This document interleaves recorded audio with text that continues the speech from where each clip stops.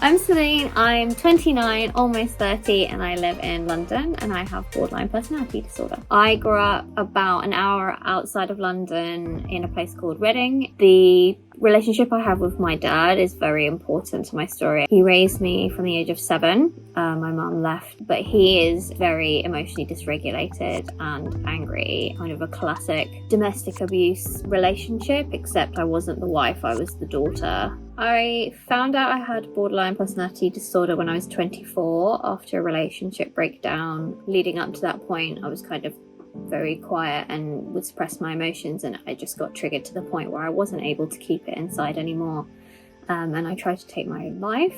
I then went to see a psychiatrist. The diagnosis of EUPD was confirmed. My worst symptoms was really, really, really dark. The suicidal ideation was very, very strong. I've attempted to take my own life 3 times, so that's probably the very, very lowest. And it's not just not being worthy or not having self-esteem, it's that you want to put an end to what you're experiencing and you see no other way, and you then trick yourself, or borderline tricks you into thinking that everyone else would be better if you weren't around, because you're a burden, because you're unhappy, because you're not nice, you're not a good person. My recovery path definitely started at that point. I started psychotherapy for 6 months, and I was very anti-therapy at the time, which is crazy because I'm so pro-therapy now. But my initial thoughts were, I don't want to talk about what's happened to me because it's just going to mean I have to relive those emotions, and that's not going to help. Once I was actually in psychotherapy, I learned a lot more about my past, why I do things, and I found that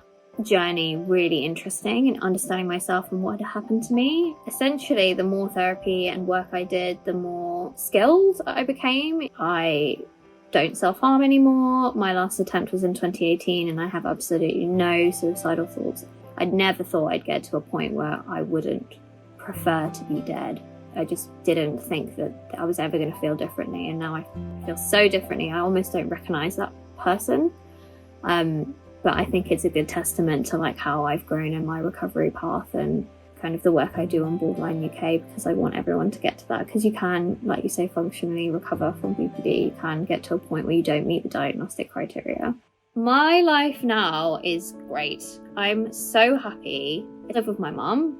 We've done a lot of work on our relationship. Just having a safe space to live in is something I didn't really realise I didn't have until I had it. Feeling psychologically safe at home was a game changer for me. So I'm really happy. I feel like I have autonomy over my life. I feel like I can access the skills that I need when I need them. I feel like I'm finally taking care of myself and I know who I am as a person. And that makes me a better friend, a better daughter, a better sister, a better partner. So I'm just very hopeful, I guess, for my future. I'm really proud of my ability to hold down a job. That's something that a lot of people with borderline suffer with. And whilst I was in work when I was diagnosed and when I was really ill, I wasn't able to keep those jobs. Being a lawyer was something I worked really hard at. I'm 3 years qualified. I do employment law, so I work for labour law, where I work with the employees and the individuals where they've suffered discrimination or unfair dismissal at work and things like that, and help them through that, which I absolutely love. But I always get quite a positive response when people find out that I have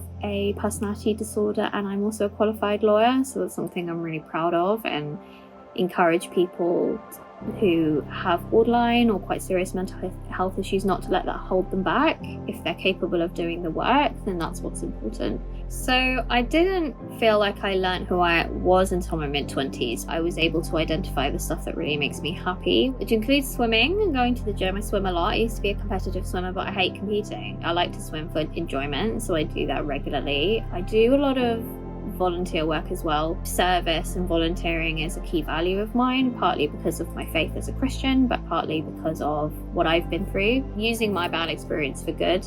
Other than that, something that really feeds me is relationships with girlfriends, which I didn't value as much growing up. I tended to look for validation in men, whereas now I really try and seek safety in my female friendships, and that's something that I really value. Long-term life goals for me, something I'd like to continue and work on, is Borderline UK online. There's so many things that I'd love to do and grow with that. I do have professional goals. I want to be the best lawyer I can be. And then other than that, I guess it's family related. I want to get married, I want to have children, I want to be able to grow little human beings in a way that was better than the way I was brought up, and that's something I think would be my most proud achievement at the end of my life, looking back, if I raised healthy, functional children that are happy. One thing that makes my life worth living is definitely my family, and that's not something I think I valued enough when I was ill. I convinced myself that they would be better off without me, or that I was a burden, or that they didn't really like me, they just had to put up with me.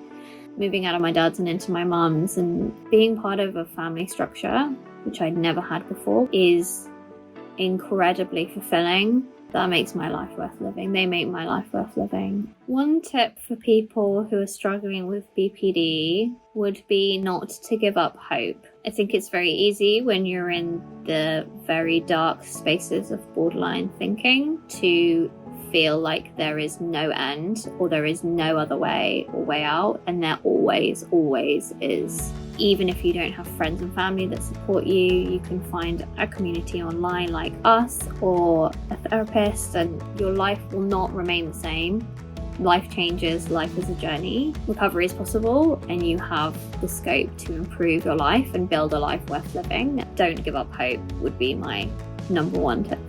I would say it's important for people to know that I am multifaceted and not to underestimate me, although I enjoy it when people do because I love proving people wrong.